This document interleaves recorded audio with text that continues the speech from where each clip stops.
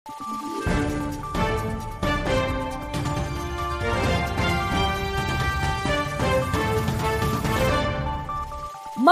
araw, Pilipinas! Ito ang Valiente News hatid sa inyo ng Office of the Vice President.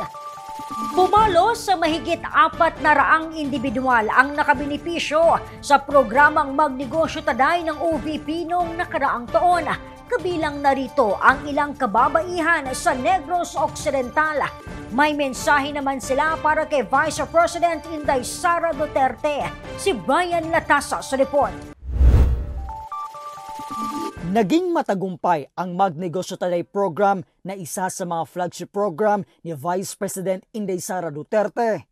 Pinapangarap natin na mas marami pang mga grupo o individual mula sa mga komunidad ang maabot natin sa pamamagitan ng Magnegosyo Taday. At OVP, we empower people to empower communities. And empowered communities build a strong, peaceful, and stable nation. Base sa datos noong taong 2024, umabot sa 16 na grupo na may mahigit 1,000 na aktibong miyembro ang nahandugan ng 150,000 pesos na livelihood grant ng tanggapan ng pangalawang Pangulo. Mahigit 400 individual naman ang nakatanggap ng 15,000 pesos bilang karagdagang puhunan. Sa kabuuan, pumalo sa 9.7 million pesos ang pundong na ilabas para sa nasabing programa.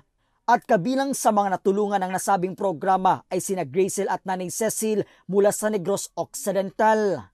Siyempre, mahalaga talaga. Pasalamat nga ako kay Miss Vice President Sara Duterte na tinulungan po ako na pribilehiyo po sa akin na laking tulong po ako sa pangnegosyo na binigay sa amin. Sa Office of the Vice President, especially kay Ma'am Sara, yung Vice President po natin, maraming salamat po. Isang malaking tulong po yung naging beneficiaryo po ako ng Magnegosyo Taday. Nakakaluwag na dahil doon sa nabigay na 15,000 para sa amin. Salamat po. Mula po dito sa Bacolod City, Negros Occidental, ako po si Brian Latasa, ang lahat para sa Diyos, bayan at pamilyang Pilipino. Valiente News. Marami pang mga balita ang dapat abangan dito lamang sa Valiente News. Ako si Claudette Loreto para sa makabuluhan, naninindigan at matapang na mga ulat at impormasyon. Maraming salamat.